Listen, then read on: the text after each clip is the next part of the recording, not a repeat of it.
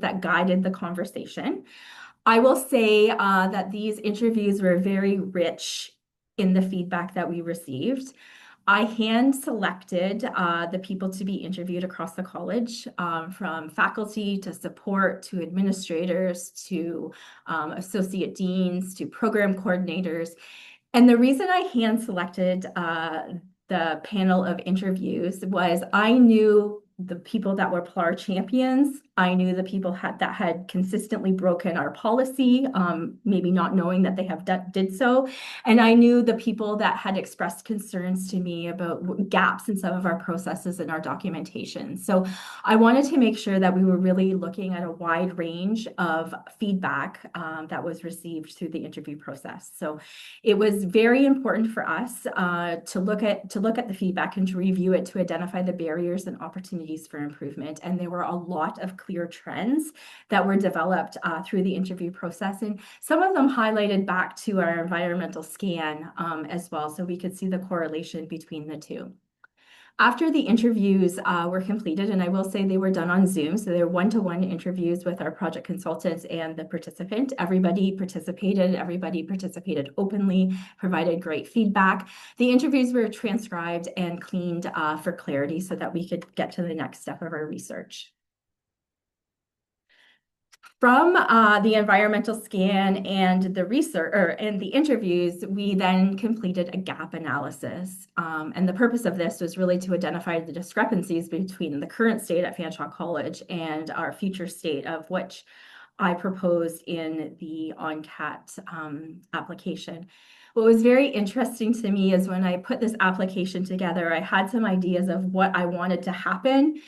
And through the feedback received in the interviews, that solidified what we needed to do. And there was alignment there. And it was kind of like an aha moment that, okay, like I wasn't right out to lunch thinking that this is what we needed to do. We really did need to do this, and this is why. So that was a really great correlation that we could bring back to our faculty and staff that participated in these interviews.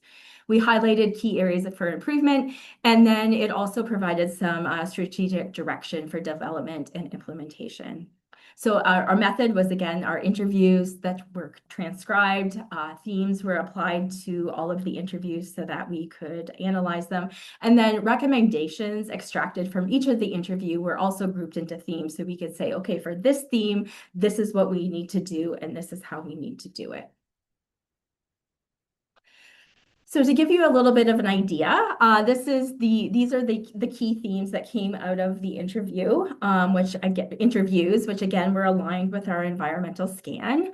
And we focused on the high to medium priorities, again, having the alignment back to the application to the ONCAT project. So centralizing PLAR resources, faculty engagement and training, learner guide availability, student-facing information and access, data, policy and communication clarity. That came a lot from those who had not followed policy all the time. And when we dug a little bit deeper, we found out that it's because they didn't know what they didn't know.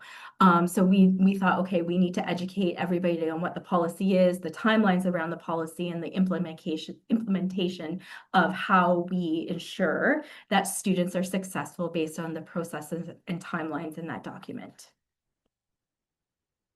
So from the gap analysis, we created a simple framework called our PLAR framework, and it was really created based on all of the research documentation so that we could identify and document the tools, resources, and training required for our toolkit. We could highlight the strategies to effectively promote and engage and complete the assessments and the evaluations for the students. And then the last section was how are we going to support the knowledge mobilization and the communication plan, and who are our key target audiences, and what are the messages that we are going to deliver to those audiences. And as you'll see further in my presentation, we had a different message kind of for each audience that we presented to make sure that they fully understand what their role was in PLAR and how, as a collaborative group, they could support the students working together. So from our research phase, from the final part of the framework, we then developed a PLAR toolkit. And in this PLAR toolkit, we had learning modules, processes and timelines associated with students who are PLARing, creating learner guides, assessing submissions, and then we created a dashboard of data, PLAR data. So centralized location was top of mind for myself. We had a little bit of a SharePoint site, but nothing that was like gold star standard. So centralized resources was top of mind for myself. It was also top of mind in many of the feedback interviews that Catherine had did. So we created a SharePoint site, and under that SharePoint site, we have two sections. We have a PLAR site, and then we have a pathways site. So the PLAR site is basically just the PLAR toolkit, which is our funded ONCAT project, and that's what I'm going to go through with you today. So again, I noted that all the documents, tools, and resources, even if we just did a refresh to the documents and tools that we had, the refresh was done to make sure that they were AODA compliant, they were accessible, the language was clear and concise and straightforward for everyone to understand. So on our toolkit, you can see on the slide here all of the red buttons. Each of those buttons links to each section of that toolkit that I'm going to go through with you. The related links are kind of quick links to our policy, our external website that we have the information to students, and then our PLAR guide for students, which is an OER that was created a few years ago. So this SharePoint site was only created for internal faculty and staff, but links to some of the information that we also provide to students on our corporate website. So the first part of the toolkit that we developed were some learning modules in Fanshawe Online, so our LMS. And these were really interactive modules for faculty, staff. Lots of advisors took advantage of them. Self-paced learning modules that kind of built on one another. Lots of interactive activities, examples, practical templates, and kind of real-world scenarios that came from a lot of the interview feedback that Catherine collected. So module 1 was the foundations of PLAR at Fanshawe College. So what is PLAR? There's lots of faculty that don't know what PLAR is. If they're new faculty, they're part-time faculty.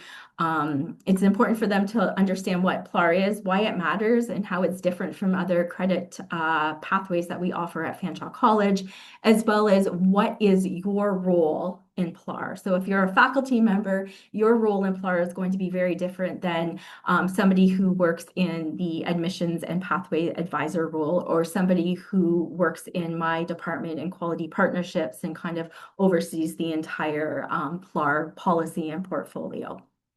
Module 2 related to creating and assessing the PLAR Learner Guide. There is a lot of anxiety around PLAR Learner Guides. Faculty sometimes feel that they're a lot of work. They're not given adequate time on their SWIFT to complete those PLAR Learner Guides. And really sometimes in the past at Fanshawe, we've kind of lacked clarity and focus on how to create a strong learner guide and what needs to be, included when. So that was module number 2. Module number 3 was coaching and supporting the PLAR applicants. So a little bit more of the student focus. How can an admissions and pre-admissions advisor or pathways advisor and faculty or an academic staff support the student through the PLAR process? And support them through the process in terms of the timelines associated as well as the deliverables required to meet the assessment needs.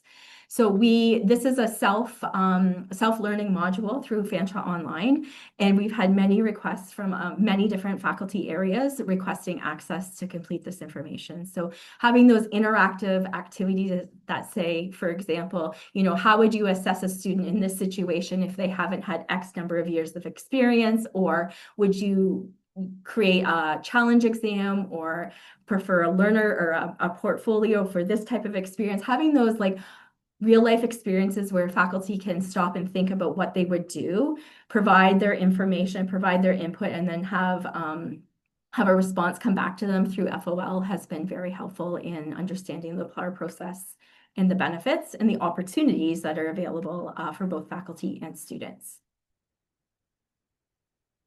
The next section of the PLAR toolkit related to the process and timelines, and this directly relates to our policy related to recognition of prior learning. Timelines for PLARing a course before the course starts or after the course starts are outlined in the policy. The policy link is also part of our SharePoint site, is also part of our student-facing information on our corporate website.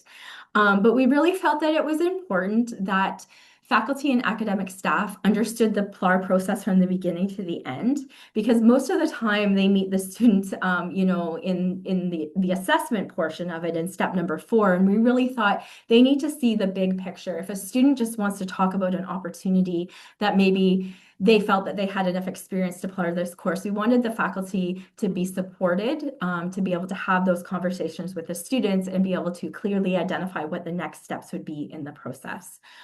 So we provided the process and timelines as part of our toolkit. Highlighting this process and timelines outside of the RPL policy has been extremely beneficial, because we have seen less kind of hiccups when it comes to breaching policy or providing students like incorrect information, not incorrect information, but kind of veering off the path of what they should, when we took it out of the policy and put it plain as day for people to understand. So indicating the steps from the initial inquiry, the discussion and decision for the student to PLAR, the payment and eligibility. Once the student decides that they're going to PLAR and they pay the fee, it is non-refundable. The assessment process, whether it be a challenge exam, a portfolio, an interview, and then recording the results and the follow-up with the student, just so that we have a whole clean package from step 1 all the way to step 5 available for all involved. The next section of the toolkit, which I kind of touched on earlier, was creating the learner guides. These are a significant amount of work for faculty member, and we don't have learner guides for all of the courses at Fanshawe College. We have them for our high PLARable courses. There are some courses that are not PLARable, therefore would not have a learner guide, but we felt that it was really important to create a separate section about creating a learner guide. If we set the faculty up for success in creating a standard document that outlines all of the outcomes of the course, what would be needed to PLAR the course, that we're just setting everybody up for consistency across the institution. So when we were creating the learner guide information, we asked ourselves the 3 questions: what courses need learner guides, the steps to learner guide development, and then the outcomes of the learner guide development. And what was really neat about this section of the PLAR toolkit is we provided the fillable template. So we have a consistent template, which we had in the past, but maybe not everybody used it. So a clean, clear, updated, fillable template. Then we provided like a gold star example of what it should look like. So if you haven't done this in the past, you can go back to that example and look and see what you would include for each of the sections. And then we just recently launched a new comm system, and we've had a few little hiccups there as well. And so we've provided information on how to successfully upload those learner guides to comms. So learner guides are very important because they give these students the information they need to assess themselves whether or not a PLAR would be to their benefit in the course. So not only do we have them on our comm system, our pre-admission and pathways advisor often send those learner guides to the students when they're thinking about whether or not they're going to PLAR a course. So following developing the learner guide is the assessing the PLAR applications. And we really focused on the portfolio and practical lab demonstration assessments. And we put together a guide for faculty so that we had a structured, fair, and academically rigorous approach through the assessment process. So we provided everyone with a step-by-step assessment process, the evaluation of the credit request, the application of evidence of standards, and then the final decision. So we used the 7 standards that are listed on the screen. We provided a definition of what those standards were, and then an example of how those standards would be applied when assessing a PLAR application. So the rubrics have been developed to help faculty to consistently assess student submissions. And again, having those samples, we put together a sample assessment as part of our toolkit. So somebody could, if they had not assessed a PLAR before in terms of a portfolio, they could go through to see how it was assessed, how the rubric was used, how the standards were used, and what the outcome of that PLAR was for the students. Now, we did make a note in the PLAR toolkit for the rubric that this was a framework that we had provided. And we do, of course, note that sometimes faculty need to veer off of that framework depending on what the course is, what the course learning outcomes are, or what the needs of the student is for that specific course and that specific PLAR. So the last portion of our PLAR toolkit is our PLAR dashboard. And this is an interactive live dashboard that is part of our SharePoint site.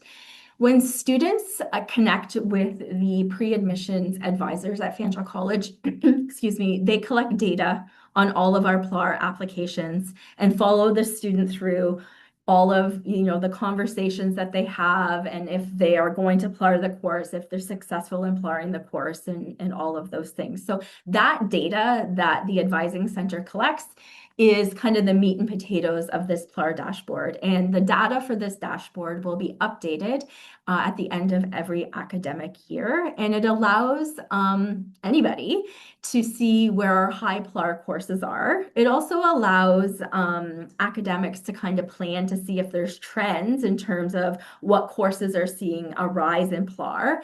It also allows us to see courses that don't have learner guides. So if it's a course that can be PLARable, and if there's no learner guide available, we can kind of focus on that initiative in terms of completing learner guides for all courses that are eligible across Fanshawe College.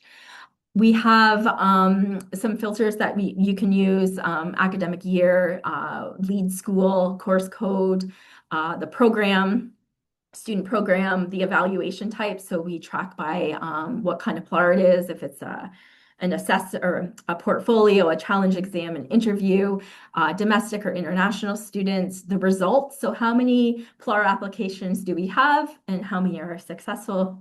Obviously, a very important metric. Bulk PLAR. So we had a pilot project that was funded through ONCAT that we did a couple years ago through ECE and EDS programs, and they were our bulk PLAR. So we're continuing with offering some bulk PLAR, so we track that. And then military connected students, we track if they are part of our PLAR population as well.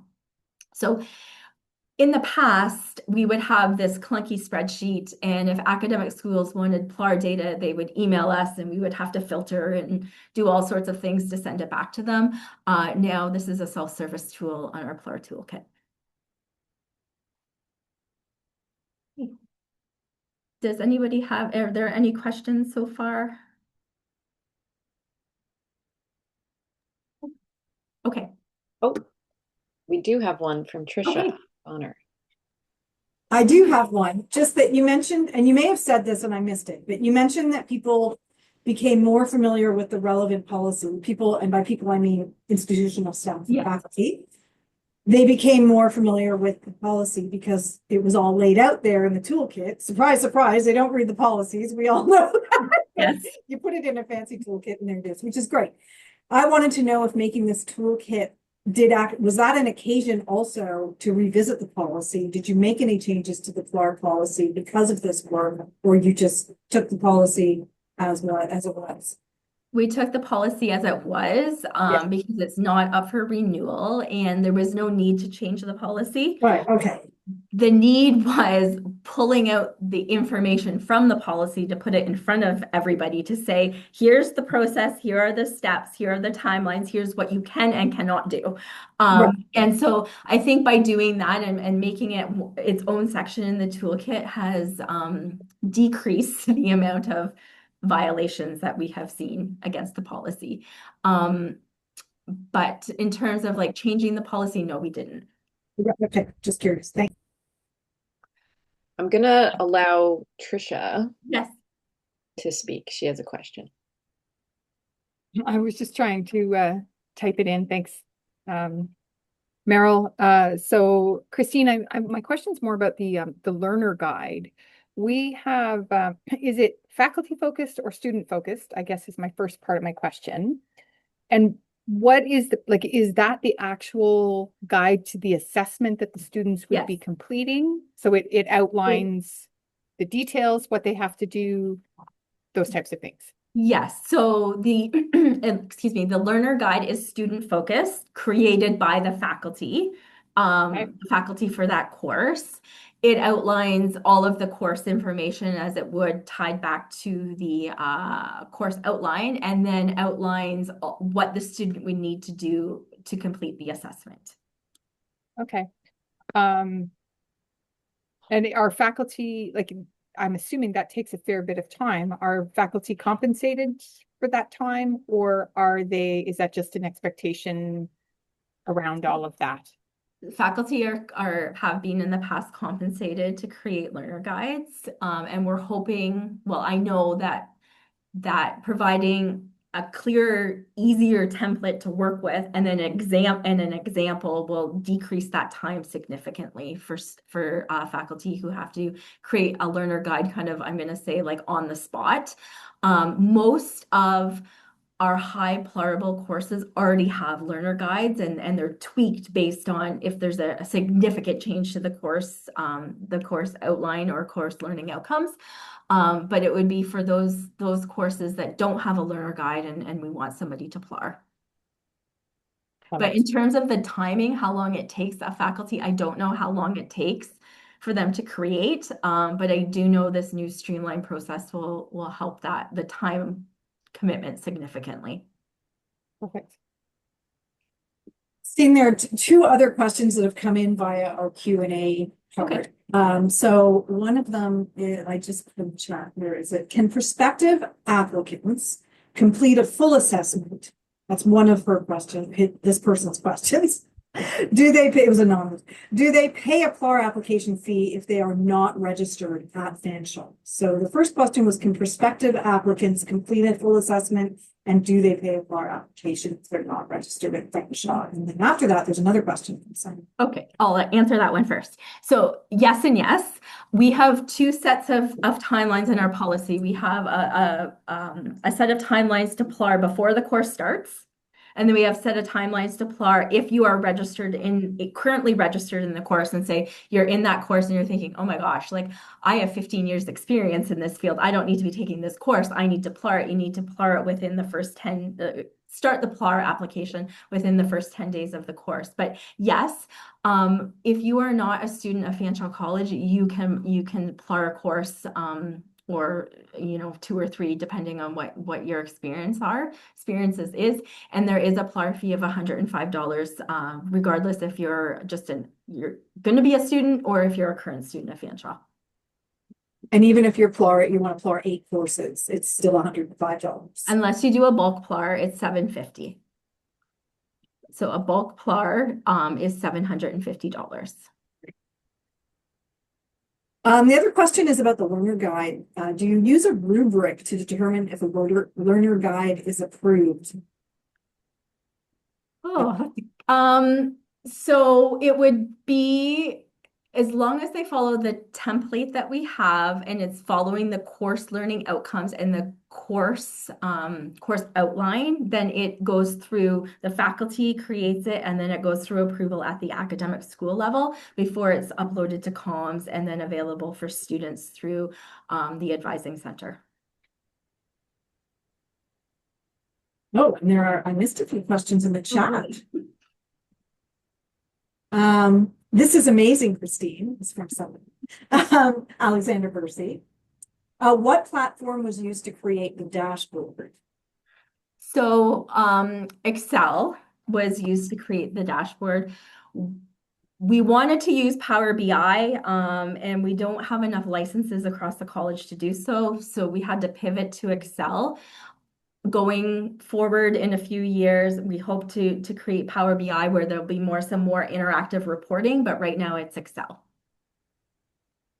Thank you. And I think we know the answer to this. It's in the dashboard's in the SharePoint, so Yes. external folks can't see it. No, it's right in the SharePoint site for people to access the data.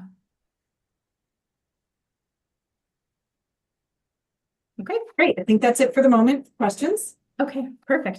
So the next part was communication related to faculty engagement, college communication, like Fanshawe College communication, knowledge mobilization, and then scalability across some of our partnering institutions. So faculty engagement, again, was key in this process because we developed this toolkit for faculty. And we really wanted to kind of provide a special message to faculty, special sessions for faculty so that they could get into the toolkit, especially the FOL learning modules, and ask us questions. So we did have some drop-in sessions that faculty could attend in person and online. And our messaging to faculty really emphasized that we weren't taking away the academic rigor of courses using PLAR, because that's always like top of mind for lots of faculty, and that PLAR recognizes and demonstrates prior learning or experience, and that we were helping them by creating a clear and supportive process through all aspects of PLAR, and that resources were available for learning and self-service. Next steps of our faculty engagement, some have started and some will continue, and some are going to be new initiatives. But completing the Fanshawe online learning modules, we've had a lot of people over the past month or so asked to be enrolled in those learning modules. Accessing the PLAR toolkit on the Quality Partnerships SharePoint site. So every time we get a question through our general pathways mailbox from faculty or staff, we answer the question, but we always put a link back to the toolkit so they can access those tools and resources quickly on their own, connecting with us through our centralized email, and then inviting quality partnerships to team meetings. So that is kind of what's new and up and coming in the fall, is that we're going to be creating a roadshow where we go to academic school meetings and say, hey, here we are to talk about PLAR. This is how we can support you. These are the tools and resources that you can review. And these are what the next steps are in terms of your engagement with PLAR. So lots of college communication. I will say that I've done a lot of great work at Fanshawe College, led a lot of great work, but this PLAR toolkit is very, very high on my list. I am super proud of it. And so is the Center for Teaching and Learning at Fanshawe College. The documentation and the tools and resources that we've provided are gold star as far as I'm concerned, and really providing faculty an opportunity to understand PLAR and to support students and to support their colleagues as well in a good way. So we had a college-wide communication go out announcing our SharePoint site. We had a college-wide communication go out, kind of focusing more on what PLAR was. And then we had events through Fanshawe On Learns that were called PLAR in Practice, hybrid and online, which were interactive sessions for faculty, staff, really anybody who wanted to learn about PLAR. And we will continue doing our sessions, our PLAR in Practice sessions, as the next academic semester rolls out. We are also going to be using PLAR, the PLAR toolkit and faculty orientation when we onboard new faculty, and just in general in a newsletter that's sent out at the beginning of each academic term. So in terms of knowledge mobilization, we have the PLAR toolkit that we're promoting. We have our Fanshawe online learning modules that we're promoting. We have our information sessions where you can drop in virtual or in person. We have our PLAR presentations to academic leadership, and then targeted academic teams as well. And then we are going to be requesting feedback from all of our PLAR users internally, wanting to showcase some faculty testimonials on how they supported supported students in PLAR, getting their feedback on the tools and resources. So if they start going through a learner guide and they look at our template and they look at the sample and they have an idea of something that should be included or something that can be tweaked to improve the process, we want to hear about that. And then any additional training requirements that are needed that we can support in terms of self-directed training, hands-on training, presentations, or whatnot. So the knowledge mobilization piece has really just in my mind just started. We launched the toolkit. We got some of the big college communications out there. People know what it is, how to use it. But now we're going to go to the next level and go deeper into the academic areas and go to their meetings with a presentation and walk them through the toolkit. So a little bit more interactive. And scalability. So if you are thinking about creating a PLAR toolkit at your institution, what should you consider when doing so? So I'm a firm believer in the research portion. It really did help us identify the gaps and opportunities that at Fanshawe College in terms of PLAR. Use the Fanshawe College sample documents as guidelines. By no means, have we thought of everything, but I do think that we do have some great consistent guidelines available or templates available that would act as guidelines for you through the PLAR process. And those are available under the resource section on the ONCAT website. I strongly encourage creating a centralized hub for resources and supports, a one-stop shop.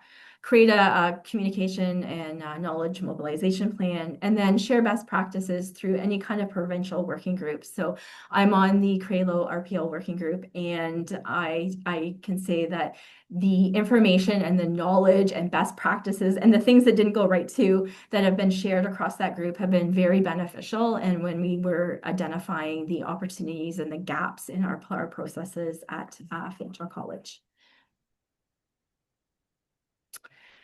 So that is kind of an overview of our PLAR toolkit project. And I just want to emphasize that faculty engagement in the PLAR process really does promote collaboration, support student success, mobility, and access across the college. And having the faculty input and support and the champions was really key in creating the PLAR toolkit successfully at Fanshawe College.